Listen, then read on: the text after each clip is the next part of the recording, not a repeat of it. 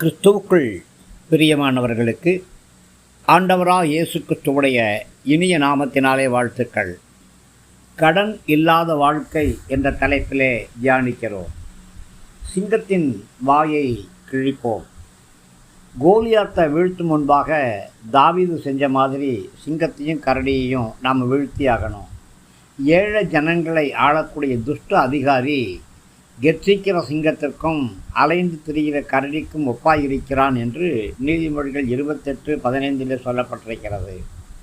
கடன் அப்படிங்கிறது ஏழைகளை ஆளக்கூடிய துஷ்ட அதிகாரி அப்படிங்கிறதுல எந்த சந்தேகம் கிடையாது.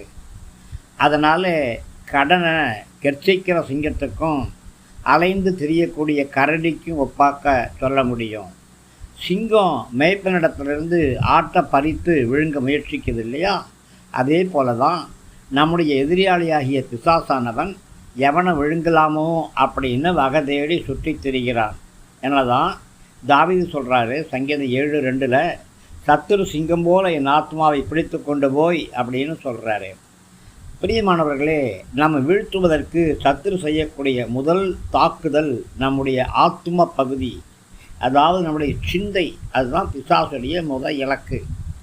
நீதிமொழிகள் 4:23 சொல்லப்பட்டபடி அங்கிருந்து தான் ஜீவ ஊற்று புறப்படுது. பிரியமானவர்களே, ஆத்துமா வாழ்வதை பொறுத்து தான் நம்முடைய வாழ்க்கையின் மற்ற பகுதிகளும் அமையும்.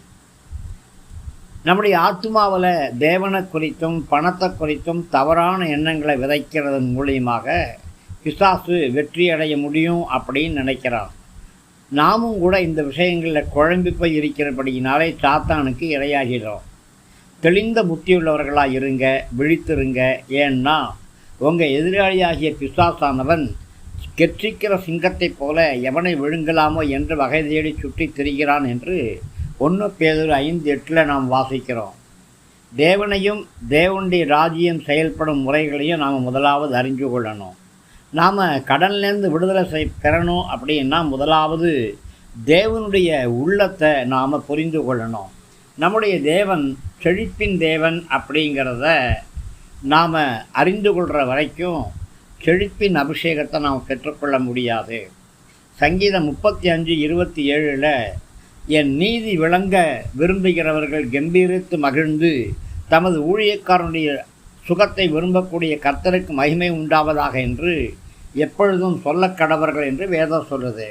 அதனால் பிரியமானவர்களே, உங்களை குறித்த தேவனுடைய திட்டம் நீங்கள் செழிப்பாக இருக்கணும், சந்தோஷமாக இருக்கணுங்கிறது தான்.